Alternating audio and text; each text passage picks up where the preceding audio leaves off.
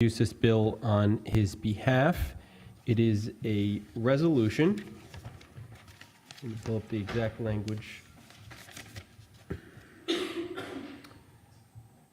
Joint resolution respectfully requesting a convention of the states under Article 5 of the United States Constitution. And we have 7 witnesses signed up to testify. The first witness we have is Haley Shaw, and the second one is John Marion. So if you'd both like to come up, and Haley, you were the first one to sign up, so you get to be the first one to testify. Welcome, and thank you again for your patience. Thank you very much. Am I on? If the button is up, it is on. It is counterintuitive. The button's on. Excellent. There we go. So this will be a little bit of change of pace. We're not talking about vehicles. Hello, members of the committee. My name is Haley Shaw. I'm the Regional Director for Convention of States, and I'm here speaking on its behalf. We are a nationwide grassroots nonprofit organization with over 5 million supporters nationwide, and we are here to advocate in favor of House Resolution 5188. Many of those supporters are here in the room, representing nearly 5,000 Rhode Islanders that have signed the petition, and they are here to share their support on a personal level. I'm here to explain the purpose of the Article 5 convention process and the historic reason it was put into the Constitution. A significant and growing majority of Americans believe that our republic has deviated completely off course, far away from the principles and limitations established by the United States Constitution. 62% of Americans believe Washington, D.C. ignores the popular will of the people, and that's a bipartisan agreement. Congress has usurped powers that rightfully belong to you, the elected lawmakers of Rhode Island. The activities of Washington, D.C. today would have been unthinkable to our founding fathers. Federal laws now touch upon every aspect of our lives. What kind of light bulbs we can buy, farming practices, school curriculum, school lunches, healthcare, and insurance. Meanwhile, we live under the shadow of a crushing national debt that threatens to enslave our grandchildren and their children. All of this comes courtesy of an activist Supreme Court, which has vastly expanded federal power through its precedents. The court has created loopholes to the Constitution's limits on federal powers, and those loopholes will remain there until someone closes them. During the writing of our U.S. Constitution, Colonel George Mason specifically predicted that the federal government would one day overpower the states. Knowing human nature, Colonel Mason predicted that Washington, D.C. would violate its constitutional limitations, and the states would need to make adjustments to the Constitution in order to rein in the abuse of power by the federal government. That's why he insisted that Article 5 include a way for states to propose constitutional amendments through a state-controlled convention. We believe Article 5 uses the Constitution to save the Constitution. Article 5 of the U.S. Constitution gives states the power to call a convention of states to propose amendments. It takes 34 states to call a convention and 38 to ratify any amendments that are proposed. An Article 5 convention is simply a meeting to propose amendments. Any amendment proposal that comes out of convention needs to be ratified by 38 states. Each state gets one vote. So one state, one vote. The resolution before you is the strategy of the Convention of States action.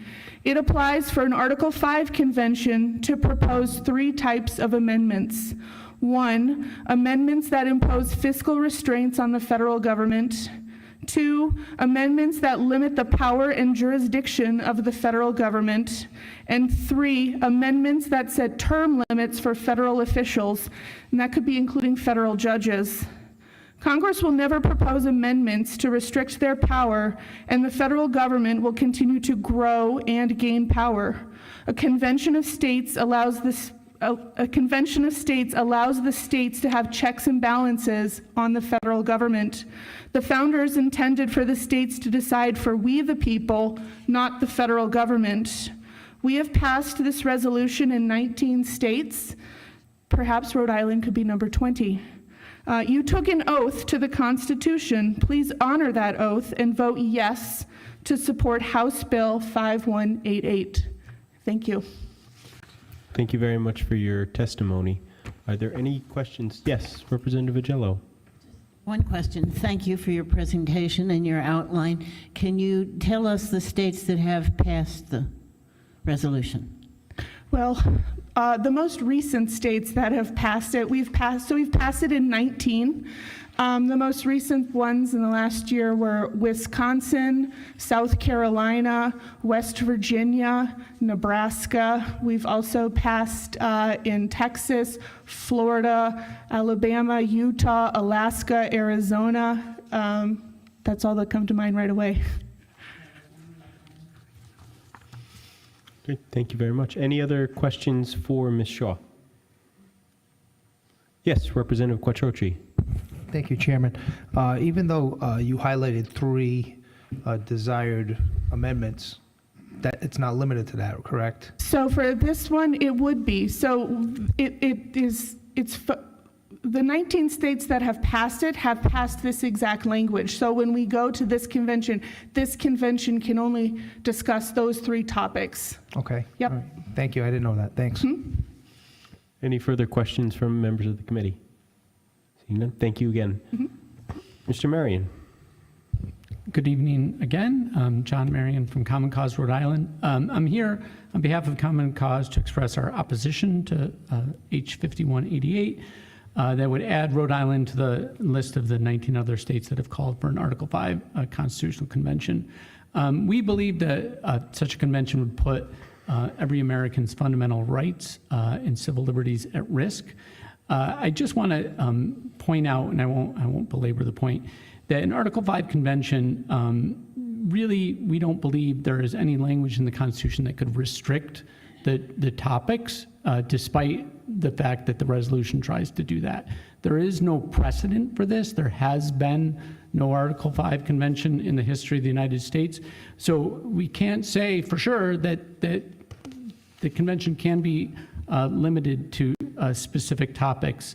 So we fear that, First Amendment, privacy rights, civil rights, all the rights we find in our federal Constitution could be abrogated by such a convention.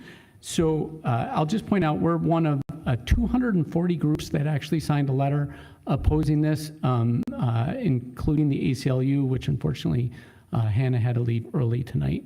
So I won't belabor the point. I did submit some written testimony, although it was a little late, so I apologize. And you can read the rest of the points we make there. Thank you. Happy to answer questions. Thank you, Mr. Marion. Any questions? Yes, Representative Newberry. I just want to make more of a comment, something you said. I'm sympathetic to the movement behind this for a lot of the reasons. I forgot your name. So the other witness testified to. Haley. But the reality is when you read the resolution, it's very broad. Imposing restraints on the federal government, that could be, you could drive a truck through that, as the expression goes. So that's my main concern. If it was limited to something very specific and designated and defined, it might be different, but this is very broad. Thank you. Next, we have Ross Marr, and I have a copy, so I apologize if I butcher the name, but Renee Barrett, or somebody with a name close to that. Renee? Yeah, probably should have got that one. All right, Mr. Marr, welcome. You have the floor. Good evening. My name is Ross Maher. I'm a resident of North Providence District 55, and I am the constituent of Representative Corvasi that asked him to sponsor this resolution. And I'm here to advocate in favor of 5188, a resolution for Rhode Island to join the call for a convention of states in accordance with Article 5 of the U.S. Constitution. I'm going to apologize. I'm going to repeat some of the things that were already said. not only for my benefit, but for yours as well, because I kind of talk to these things. Sure, we made you wait for a while, so That's okay. You take your time. I'd like to put some emphasis that this is not a red, blue, Democrat, Republican partisan issue. From my view, this is a responsible civic issue that all citizens should be engaged on. Article 5 provides two similar yet different methods for proposing amendments to the U.S. Constitution, those being the Constitutional Convention initiated by 2/3 of the U.S. Congress, and conversely to that is the Convention of States initiated by 2/3 of the states, or 34 states, as was already said. Regardless of the mode of proposals, the proposed amendments still require ratification by 3/4 or 38 states. And unfortunately, this is really the point where these two modes of convention oftentimes are used incorrectly and interchangeably, which they are not. This is generally where the misunderstandings, the confusion, and ultimately the fear of a convention of states takes root. As stated, to date, there are 19 states that have successfully passed the same resolution as H.R. 5188 through both chambers of their respective legislatures, using nearly the exact same verbiage and speak to the exact same three topics in 5188. And those topics are, as was already stated, to impose fiscal restraints on the federal government, to limit the power and jurisdiction of the federal government, and to impose term limits on federal officials. I just want to deviate from my script for just a moment to say that though these may seem vague, I would suggest to you that if you're going to have a conversation about something, you need to have a starting point. And these topics are sufficiently vague to get us to that starting point. That doesn't mean that that is what is exactly going to come out of a convention of states. In this legislative season, just want to stay on topic here. In this legislative season, this same resolution has also been introduced in 17 other state legislatures besides Rhode Island.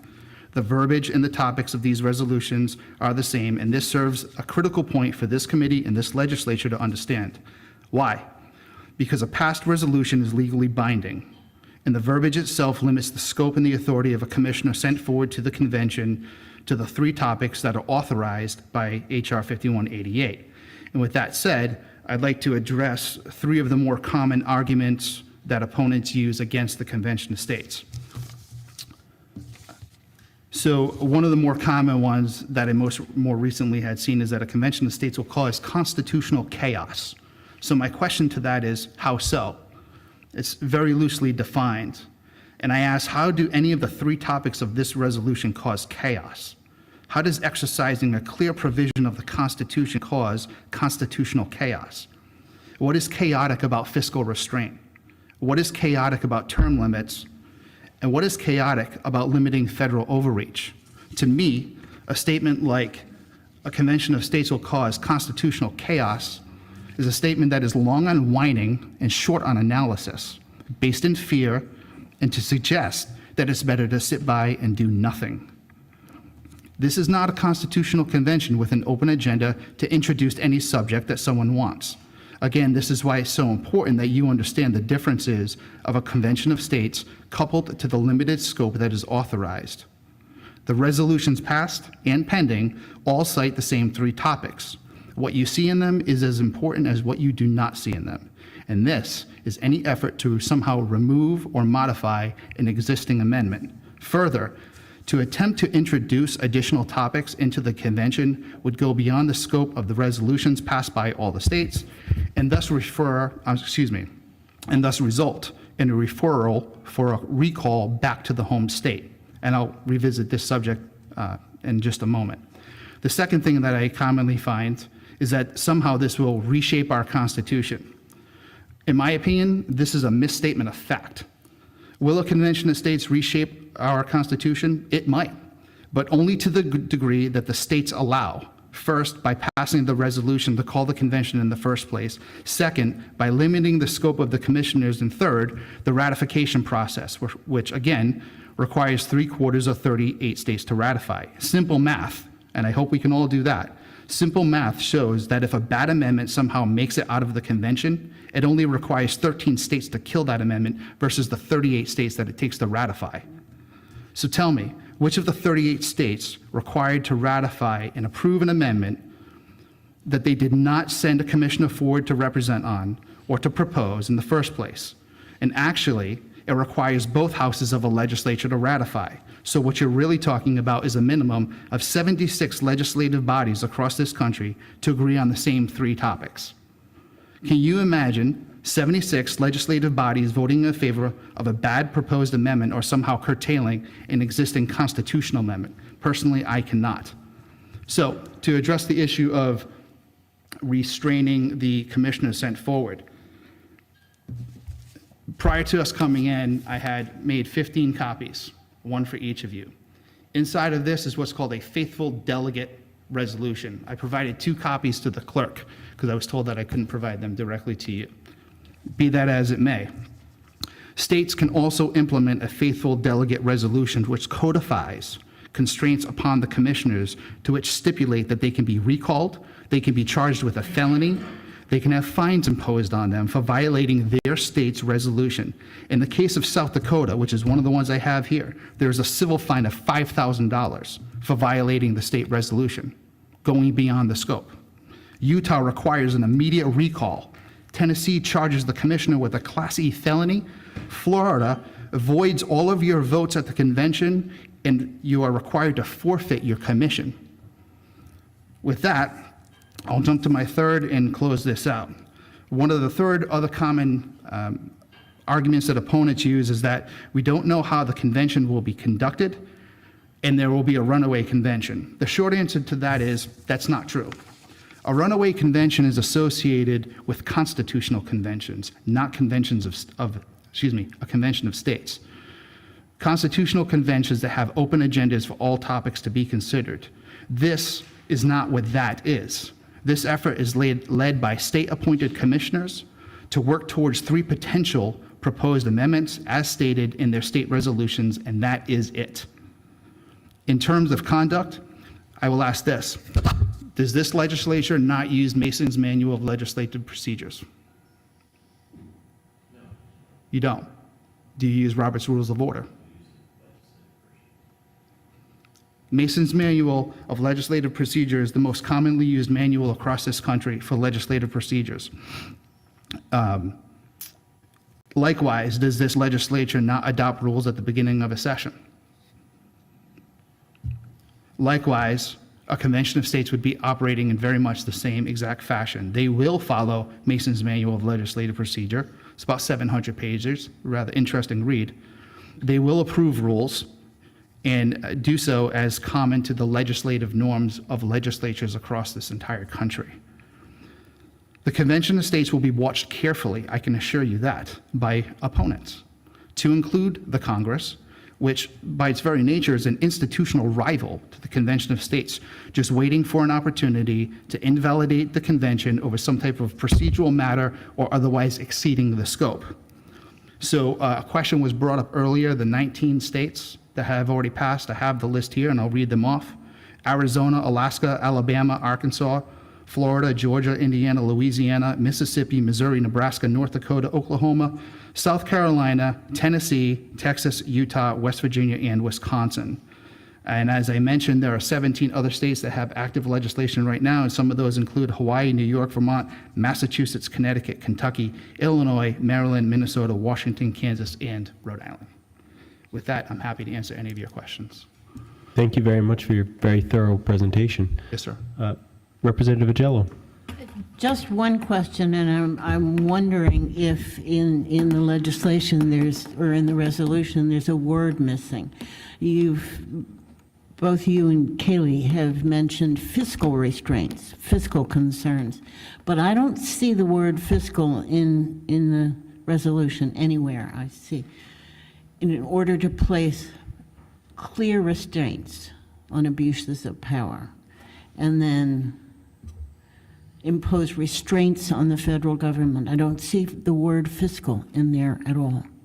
The best that I could say, that's most likely a typo of some kind, and I can address that with Rep. Corvasi, Okay. as he was the one that introduced It's a very serious typo. Yes, ma'am. Any further questions or comments for Mr. Marr? No? Yes, Representative Quattrochi. Thank you again, Chairman. Thank you. Yes, sir. I'm just wondering, has this process ever been used before? When and for what purpose?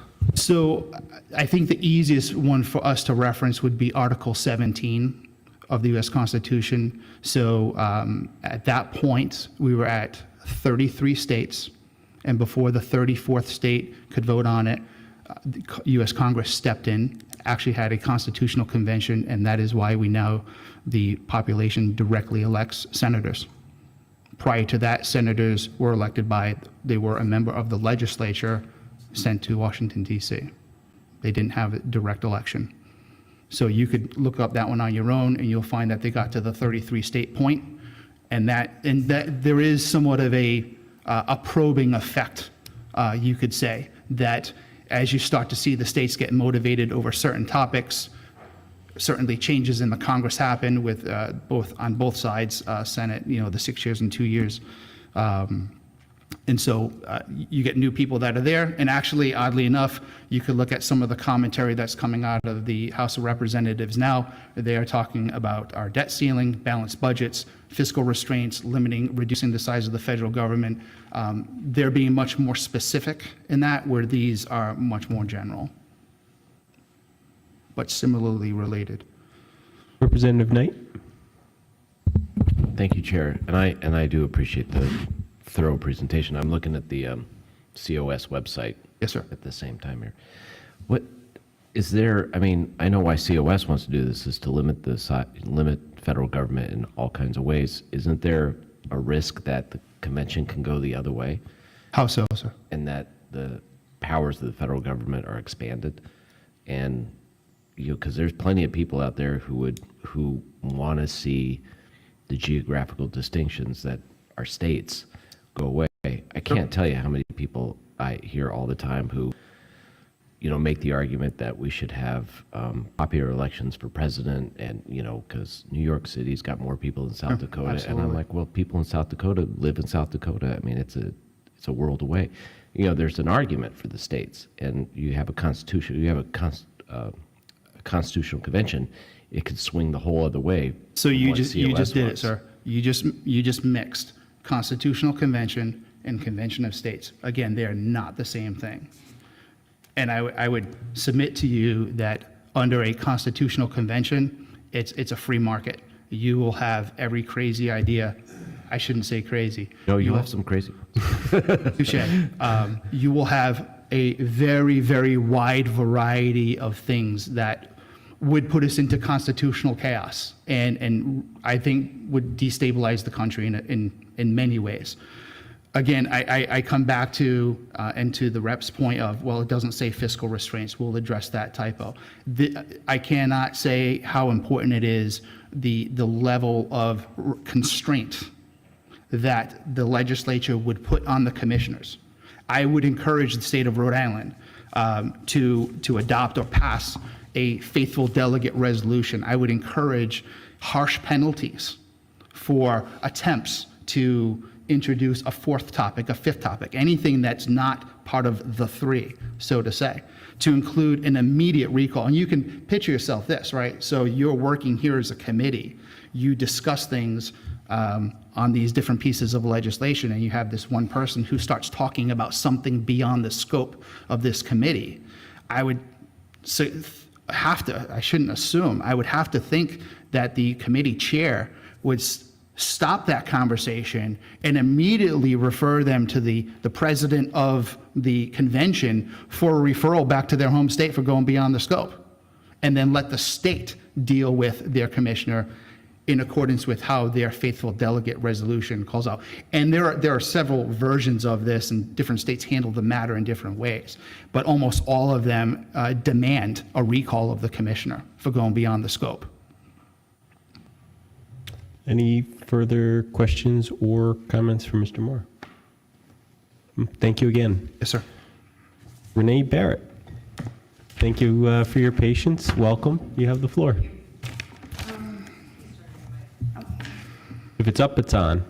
My name's Renee Barrett. I'm from Tiverton. I don't have a prepared statement. I just came in support more than anything.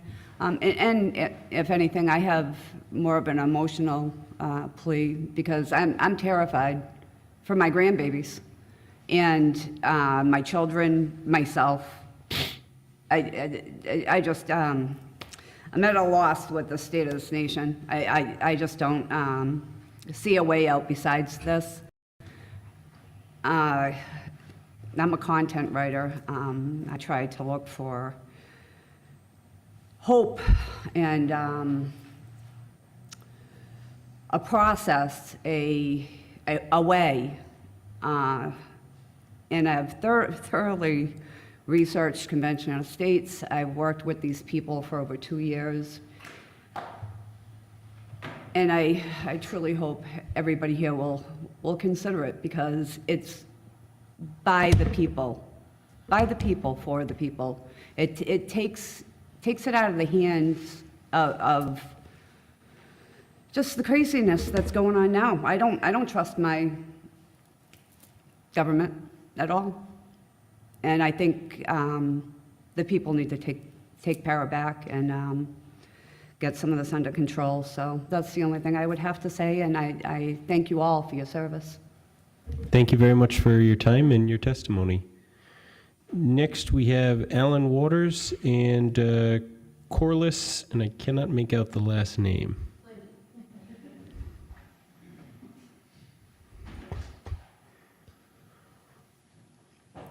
Welcome to both of you, and thanks for sticking out the evening. Thank you. Thank you.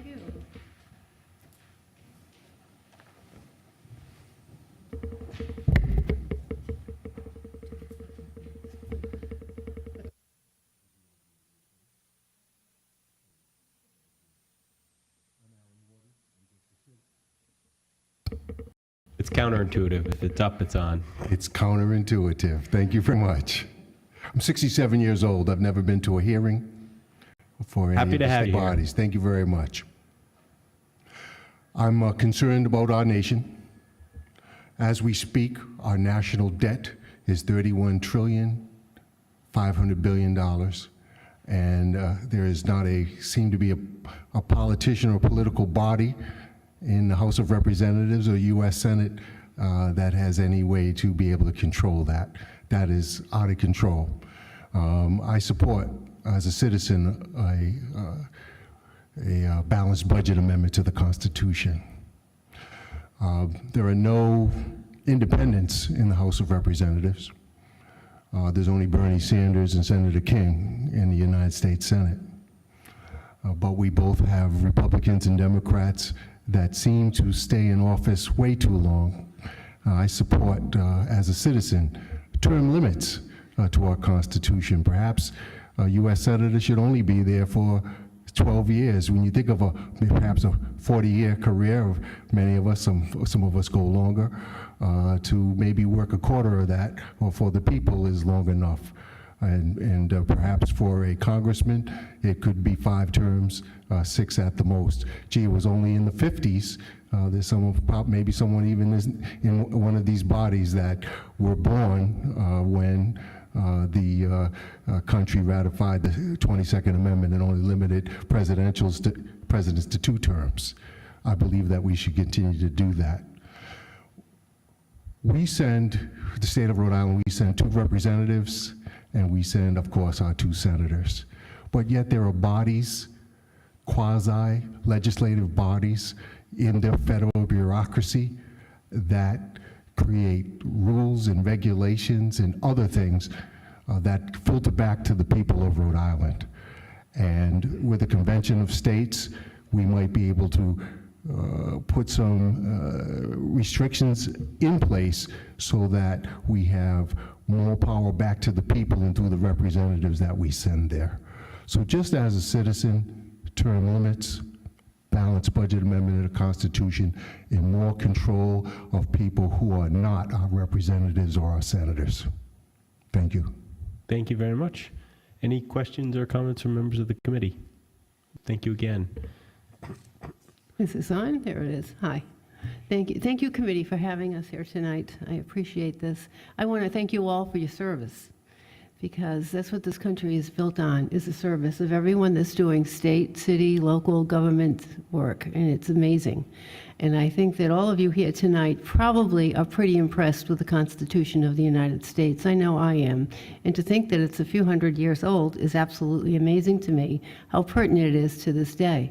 So when I think about that, and I came across this information about Convention of States, which quite frankly is relatively new to me, I am so in awe of the fact that people back then, before they wrote this, most of this piece of the second part of the Article 5, before the Constitution was completed, because they had the foresight to know human nature.